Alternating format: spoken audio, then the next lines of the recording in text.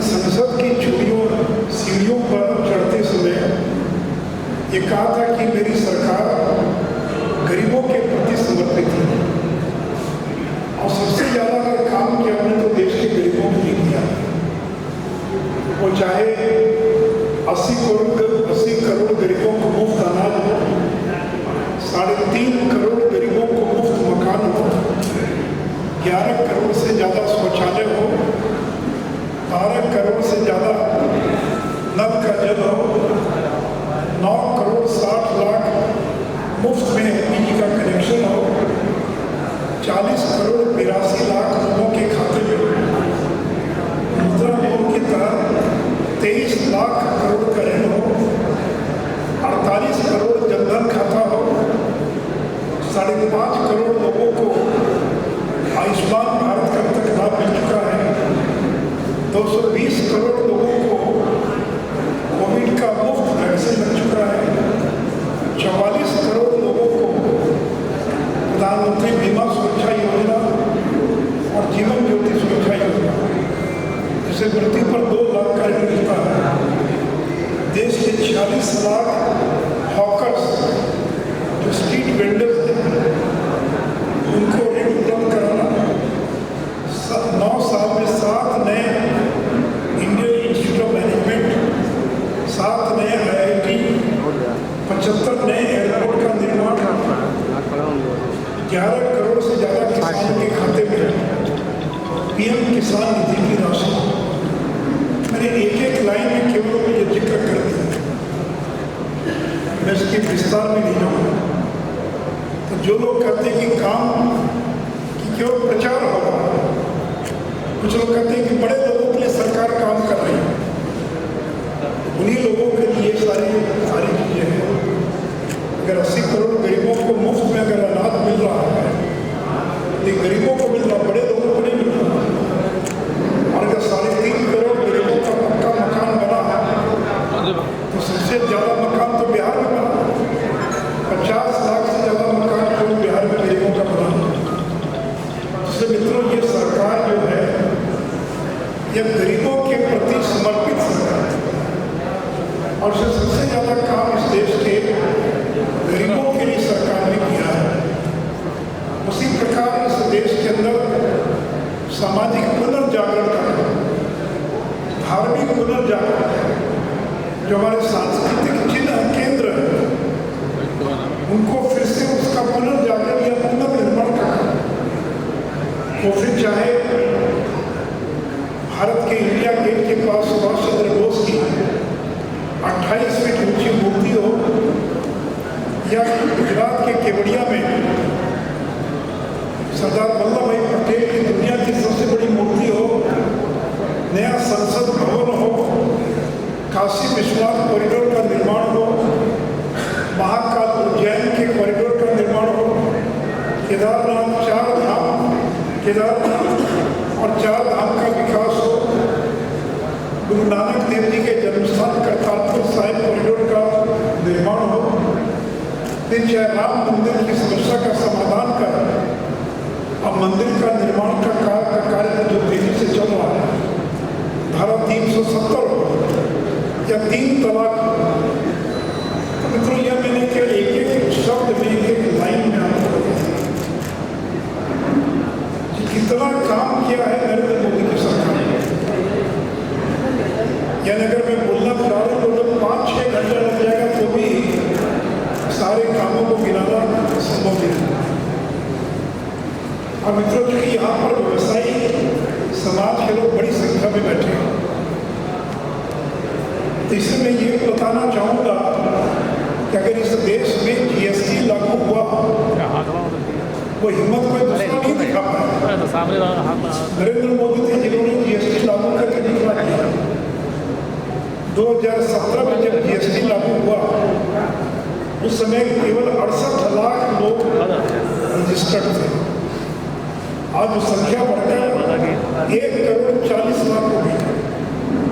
यानी व्यापार की वृद्धि हुई, या जो लोग फॉर्मल इकोनॉमी में नहीं थे तो GST में रजिस्टर्ड व्यापारियों की संख्या 68 लाख से बढ़कर 1 करोड़ 40 लाख हो गई।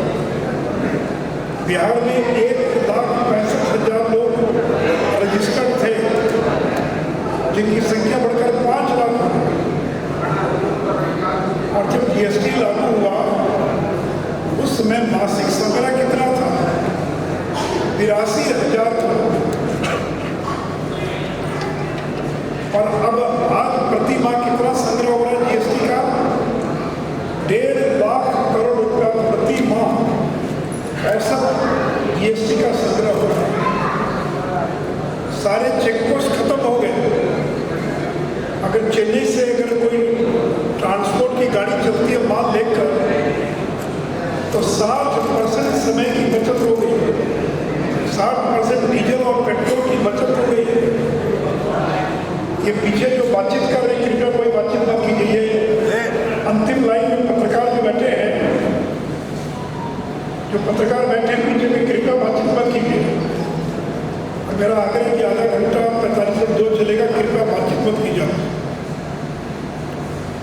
सारे चेकपोस्ट खत्म हो गए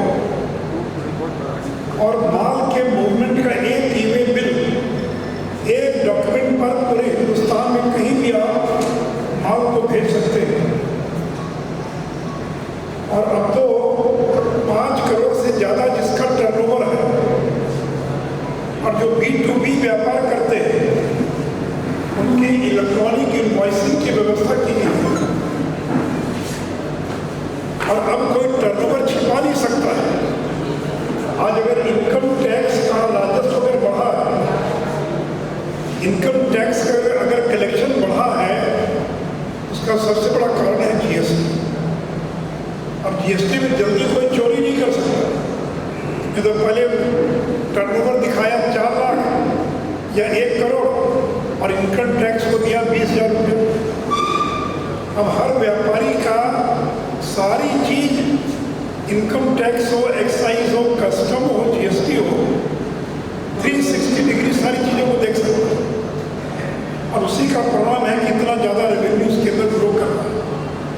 इसलिए मित्रों, अब तो नया जीएसटी का रिटर्न जो उस पर काम चालू हो गया और मैं उम्मीद करता हूँ कि अगले 1.5 साल के अंदर नया जीएसटी का रिटर्न जो है वो आ जाएगा।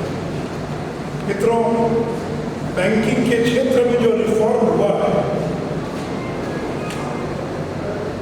जो मैं बैंकिंग को रहूँगा थोड़ी देर के बाद। अभी ईज ऑफ डूइंग बिजनेस, आज भारत में उद्योग लगाना, व्यापार करना पहले की तुलना में ज़्यादा आसान हो गया। जहाँ पूरी दुनिया में ईज ऑफ डूइंग बिजनेस में भारत का स्थान 142वां था, आज घटकर 63वें स्थान पर पहुंच गए। आज अगर कोई कंपनी प्रारंभ करना है, तो जहां 14 तरह का बिजनेस प्रारंभ करने के लिए 14 तरह के अप्रूवल की आवश्यकता पड़ती थी, अब केवल 3 अप्रूवल से काम चल जाता है। 1500 से ज़्यादा वैसे कानून जो आउटडेटेड हो गए थे, 1500 वैसे कानूनों को समाप्त किया जा चुका है। कॉर्पोरेट टैक्स, अगर कोई नया उद्योग लगाता है, जो कॉर्पोरेट टैक्स था वो 25% से घटाकर 15% कर दिया गया। जो स्टार्टअप है, जब नरेंद्र मोदी प्रधानमंत्री बने उस समय देश में 350 स्टार्टअप थे और आज इनकी संख्या बढ़कर 1 लाख हो गई। और आज भारत में जहाँ पर 4 यूनिकॉर्न थे, यूनिकॉर्न का मतलब होता है जिसका लिस्टेड कंपनी नहीं है और जिसका टर्नओवर 7,000 करोड़ है। आज वैसी कंपनियों की संख्या जहाँ 4 यूनिकॉर्न थे, अब उनकी संख्या बढ़कर 100।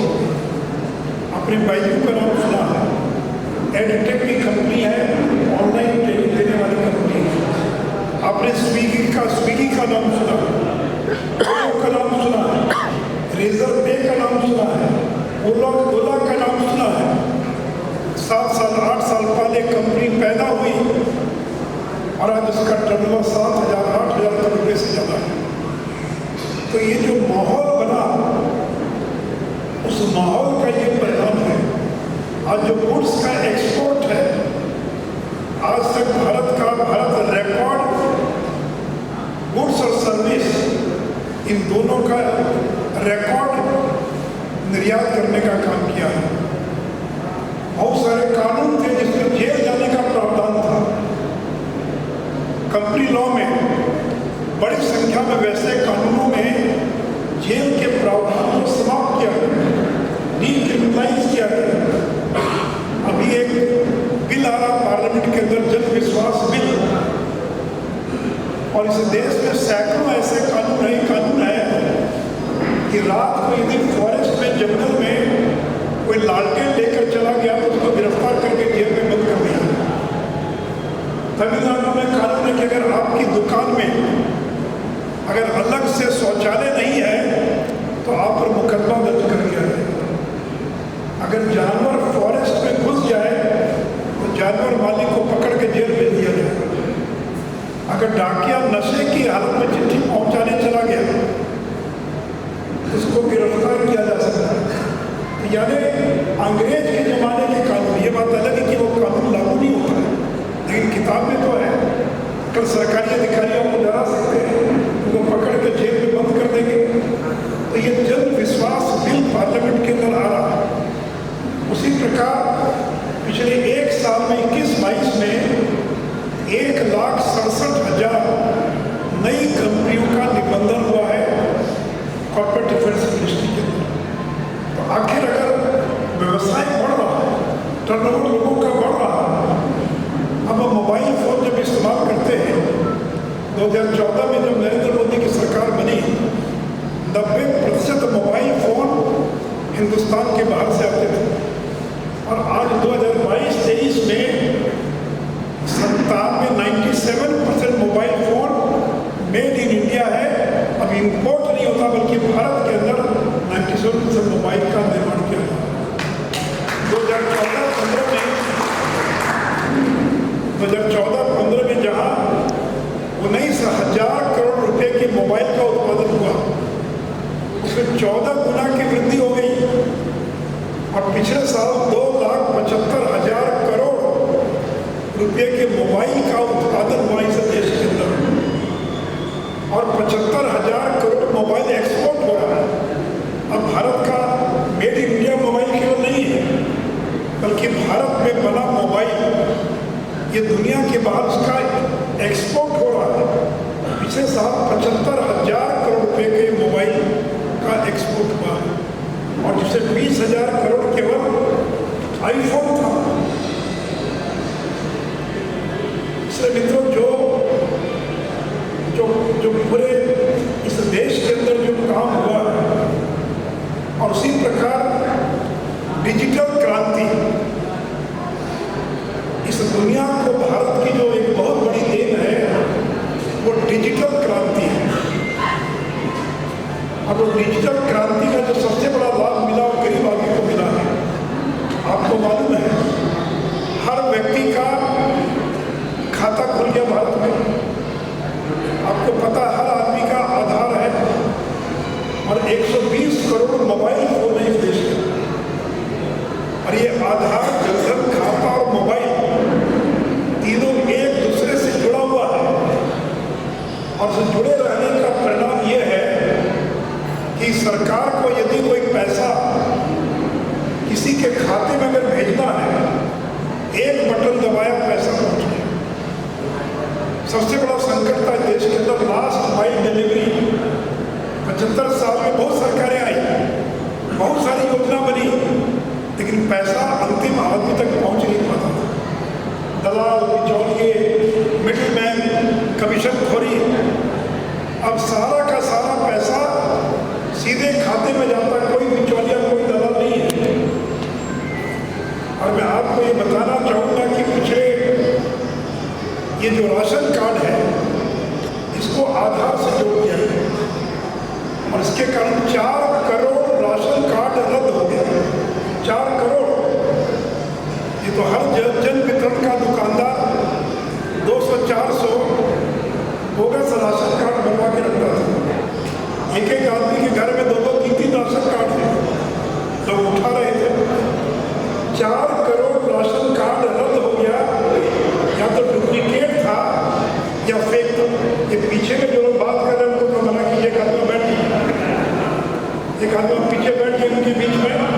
एक कार्यकर्ता आप पीछे पूजा के बीच में बैठिए, नहीं आप वहाँ बैठ के उनके बीच में जाकर बैठिए, देखा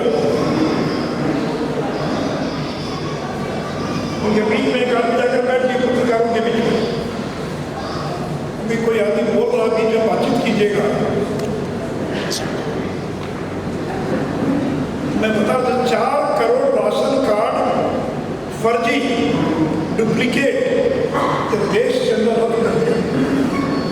उसी प्रकार एलपीजी का कनेक्शन, एक परिवार को एक ही कनेक्शन मिलता है, लेकिन हर आदमी के परिवार में 2-2, 4-4 कनेक्शन था। 4 करोड़ 11 लाख एलपीजी का कनेक्शन जो डुप्लीकेट या फर्जी था वो रद्द कर दिया। हम बैठे हुए हैं, अजय निषाद जी, उनकी भी एलपीजी की डीलरशिप उनको मालूम कि किस तरह से लोगों ने बनवा रखा था फर्जी, और मालूम इससे कितने सेविंग हुई है? 2,73,000 करोड़। ये केवल डायरेक्ट बेनिफिट ट्रांसफर जिसको डीबीटी बोलते हैं, कि हर सेवा सीधे मिलेगी बेनिफिशियरी तक। 2,73,000 करोड़ रुपए की सेविंग हुई है केवल डायरेक्ट बेनिफिट ट्रांसफर के कारण। और इसका परिणाम है कि गांव देहात में बहुत सारे लोग जो दलाली करते थे, नरेंद्र मोदी को गाली देते, उनका रोजी रोटी बंद हो गया, उनका धंधा बंद हो गया। अब तक कोई जन वितरण की दुकान करना ही नहीं चाहता, लोग सरेंडर करने के लिए तैयार हैं। तो एक जमाना था कि पीडीएस की दुकान के लिए मारामारी हो, 2 लाख 4 लाख, उसके बाद में ब्लैक करेंगे। अब पीडीएस की दुकानदार मारा फिर रहा, उसको लगता है कि अब तो कोई फायदा ही नहीं बच गया। तो नरेंद्र मोदी ने कहा कि न खाओ मैं खाने दूंगा, और इसमें टेक्नोलॉजी ने सबसे बड़ी भूमिका निर्वाह की है। टेक्नोलॉजी, और आपको शायद मालूम है कि नहीं, मैंने पिछले भाषण में कहा था कि अमेरिका में डीबीटी नाम की चीज़ नहीं है, वहाँ आधार नाम की चीज़ नहीं है। लोगों का बैंक खाता है, लेकिन वो बैंक खाता सरकार के किसी चीज़ से जुड़ा हुआ नहीं है। कि जब कोविड आया और नरेंद्र मोदी को गरीबों के खाते में पैसा भेजना था, एक बटन दबाया, 10 करोड़ लोगों के, गरीब लोगों के खाते में कोविड में पैसा चला गया। और अमेरिका में कितना समय लगा मालूम है? 4 महीना लगा, तब जाकर लोगों के खाते में पैसा गया, क्योंकि वहाँ पर डीबीटी नहीं है, डायरेक्ट बेनिफिट ट्रांसफर नहीं है। पहले तो 8 करोड़ चेक प्रिंट करवाना पड़ा, फिर हर आदमी का नाम लिखिए उसके अंदर, फिर उस चेक को लिफाफे में बंद कीजिए, लिफाफे पर एड्रेस लिखिए, फिर डाकघर में जाकर उसको डाकखाने में डालिए, फिर डाकिया ले जाएगा, दूसरे शहर में पहुंचाएगा, फिर वो आदमी चेक निकालेगा, फिर जाएगा बैंक और बैंक में जमा करेगा, तब उसके खाते में बैठेगा। अमेरिका जैसे देश को कोविड के दौरान 4 से 6 महीना लगा अपने देश के खाते में पैसा पहुंचाने, और नरेंद्र मोदी के डायरेक्ट बेनिफिट ट्रांसफर डीबीटी एक झटके में करोड़ों लोगों के खाते में पैसा पहुंचा। ये है डायरेक्ट बेनिफिट ट्रांसफर। इसलिए मैंने कहा कि डिजिटल क्रांति के, हम लोगों ने डिजिटल क्रांति कर दी। ये कोविड के दौरान जो टीका लगता था, कोविन, आपने नाम सुना कोविन, हर आदमी के मोबाइल पर आपको मैसेज आता था कब जाना है, कहाँ जाना है, ताकि आपको लाइन में ना लगना पड़े। आप गए, आपको कोविड का टीका मुफ्त में लग गया, और 20 मिनट के भीतर आपको सर्टिफिकेट मिल गया। हर आदमी के मोबाइल पर कोविड का सर्टिफिकेट होगा। लेकिन अगर आपके दोस्त अमेरिका में, तो फ़ोन करके पूछिए कि 4 महीने बाद में लोगों को सर्टिफिकेट मिल पाया क्या? ये तकनीक का कमाल, ये टेक्नोलॉजी का कमाल, ये डिजिटल क्रांति का कमाल है कि हर आदमी को 120 करोड़ भारतवासियों के पास और कोविड का टीका का सर्टिफिकेट उसके मोबाइल पर अस्पताल से निकलने के साथ साथ उसके मोबाइल पर पहुंच गया। डिजी लॉकर क्या है? आपका अपना सारा डॉक्यूमेंट, ड्राइविंग लाइसेंस, जन्म मृत्यु प्रमाण पत्र हो, आपके स्कूल कॉलेज के सर्टिफिकेट हो, आप जैसे अपने घर में किसी तिजोरी में रखते हैं ना, किसी बैग में रखते हैं, उसमें बैग में रखने की जरूरत नहीं है। डिजी लॉकर या डिजिटल लॉकर है, सारे डॉक्यूमेंट उसी में जमा हो जाएंगे। 15 करोड़ लोग देश के अंदर डिजी लॉकर का इस्तेमाल कर रहे हैं। जाकर पूछिए जो 10th का इम्तहान दे रहा है या मैट्रिक का इम्तहान या 12वीं का। पहले एडमिशन के लिए जब लड़का कॉलेज में जाता था उसके सर्टिफिकेट पर भरोसा नहीं है तो उसका सर्टिफिकेट भेजा जाता था विश्वविद्यालय को कि चेक करके बताओ कि ये सर्टिफिकेट जाली तो नहीं है। अब ज़माना बदल गया, विश्वविद्यालय या कॉलेज एक झटके में डिजी लॉकर में जाएगा और आपके सर्टिफिकेट को वहीं से मिलान कर लेगा। तो जो काम में लगता था महीनों में 1 मिनट के अंदर काम हो गया। ये है डिजी लॉकर।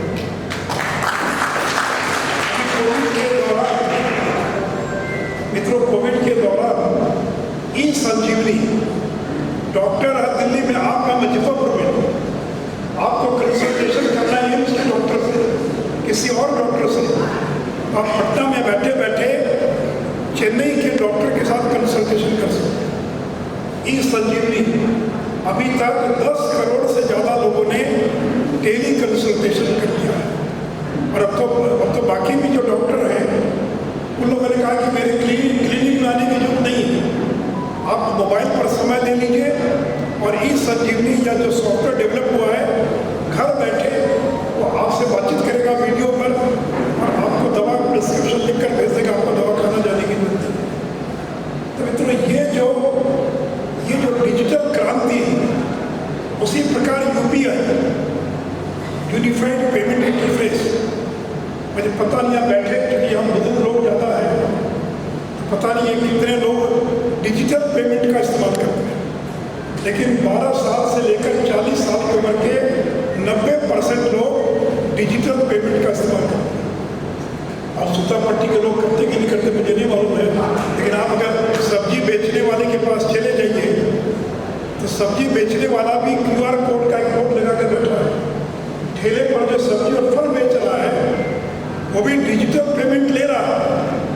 और आपको पता है कि जो डिजिटल पेमेंट है अब सिंगापुर के साथ समझौता हो गया। भारत से अगर सिंगापुर आपके कोई रिश्तेदार हैं, अगर आपको पैसा भेजना है तो आधा सेकंड भी नहीं लगेगा, 2 सेकंड में पैसा ट्रांसफर हो जाएगा सिंगापुर के उस अकाउंट में। तो ये डिजिटल पेमेंट, और अब तो केवल सिंगापुर नहीं तो Indonesia, United Arab emirate, Mauritius से भी वार्ता चल रही है। और अभी 26 करोड़ ट्रांजैक्शन प्रतिदिन हो रहा है UPI में। 26 करोड़, यानी एक आदमी अगर 2 बार अगर सब पेमेंट करता तो 2 ट्रांजैक्शन हो गया। तो 26 करोड़ ट्रांजैक्शन पर डे, और क्षमता कितनी है? 100 करोड़ ट्रांजैक्शन पर डे होने की क्षमता है। Zero touch. आप पहले जाते थे तो क्रेडिट कार्ड लेके जाते थे, डेबिट कार्ड स्वाइप करना पड़ता था, जो नौजवान उनको मालूम है क्रेडिट कार्ड, अब उसकी जरूरत ही नहीं। आपके मोबाइल पर ही, आप मोबाइल से ही आधार बेस आप पेमेंट करते थे। जीरो टच, जीरो टाइम और जीरो कॉस्ट, एक पैसा नहीं लगता। नहीं तो कुछ भी काम करने के लिए बैंक को और पैसा देना पड़ता। इसलिए मित्रों, ये जो डिजिटल क्रांति है आज भारत की जो देन है, आपको ये भी बता दें कि पूरे दुनिया में जितना डिजिटल ट्रांजैक्शन हो रहा है उसमें 46% ट्रांजैक्शन भारत में। अगर पूरे दुनिया में 100 ट्रांजैक्शन होता है तो 46 ट्रांजैक्शन भारत में हो रहा है। भारत के लोग भले गरीब होंगे, पिछड़े होंगे, कम पढ़े लिखे होंगे, लेकिन टेक्नोलॉजी में कोई मुकाबला नहीं। आपके घर का जो दाई भी आते होंगे, सर्वेंट भी आता है, ड्राइवर भी आता है, जो स्वीपर भी है उसके पास में मोबाइल फ़ोन है, अभी मोबाइल फ़ोन से बात करता है कि दीदी आज हम नहीं आ पाएंगे खाना बनाने के लिए, आज हम काम पर नहीं आ पाएंगे, हम कल आएंगे। ये जो क्रांति है, ये क्रांति नरेंद्र मोदी ने देश के अंदर ला दिया।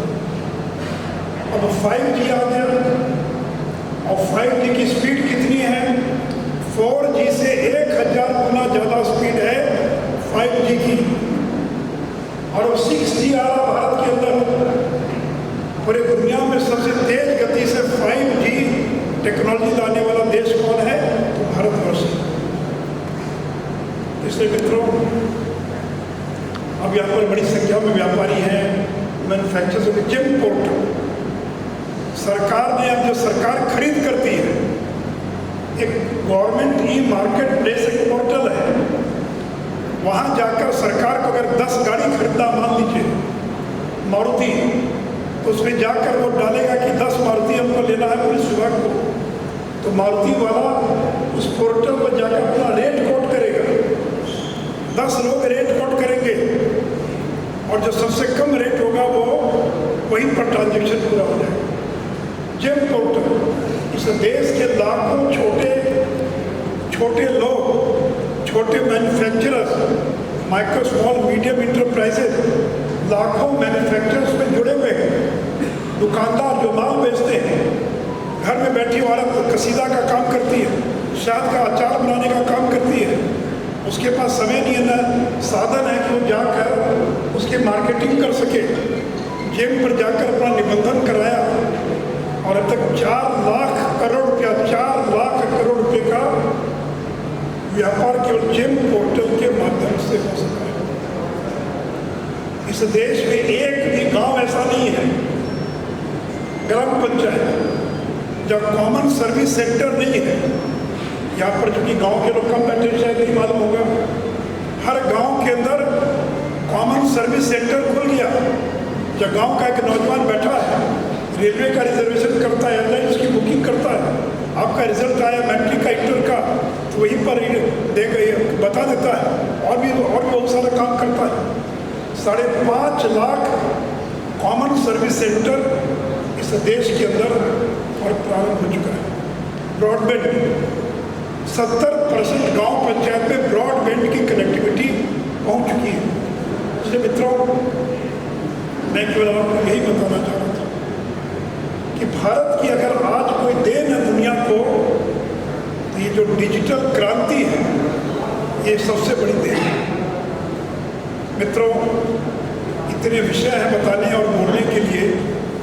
अब आप पूछेगा कि बेटी के तो ऑल इंडिया में हो रहा है, बिहार में क्या हो रहा है, बिहार में केंद्र की सरकार ने क्या किया, फिर कहेगा कि मुजफ्फरपुर में क्या हुआ। तो मैं आपको बता दूं कि इस समय गंगा नदी पर भारत सरकार के द्वारा 7 पुल बनाए जा रहे हैं। 7 गंगा नदी पर। ये जो महात्मा गांधी सेतु है, ये जर्जर हो गया था, आपको 5 साल मालूम बंद पड़ा था, आने जाने में पुल में केवल काम करता था। किसने करवाया मरम्मती? इसमें बिहार सरकार का एक पैसा नहीं है। 1882 करोड़ रुपया खर्चा कर महात्मा गांधी सेतु के पुनरुद्धार का काम भारत की सरकार ने किया है। कटिहार में एक जगह मनिहारी और साहेबगंज है झारखंड में, और बीच में गंगा नदी है, तो बिहार झारखंड को जोड़ने वाला गंगा नदी पर मनिहारी साहिबगंज के बीच 2000 करोड़ की लागत का पुल लगभग बनकर तैयार हो गया। भागलपुर के लोग होंगे यहाँ पर, गंगा नदी पर विक्रमशिला सेतु जो है, इसके समानांतर 2000 करोड़ की लागत से नया पुल बनने का काम प्रारंभ हो गया। और ये जो महात्मा गांधी सेतु है, इसके समानांतर एक और पुल बन रहा है। ये तो महात्मा गांधी सेतु हो गया। 4 लेन 3000 करोड़ की लागत से एक 4 लेन का नया पुल बन रहा है। बगल में मोकामा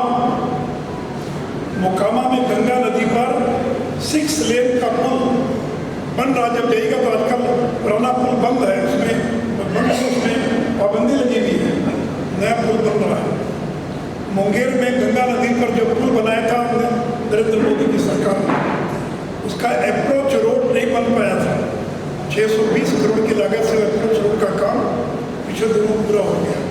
कोसी नदी पर 1500 करोड़ की लागत से फुलौत एक जगह, वहाँ पर केंद्र की सरकार ब्रिज बना रही है। और इतना ही तो गंगा नदी पर एक और पुल जेपी सेतु, आप जो लोग जाते होंगे जेपी सेतु से, उस जेपी सेतु के समानांतर 2635 करोड़ की लागत से एक और पुल शुरू हुआ। पटना से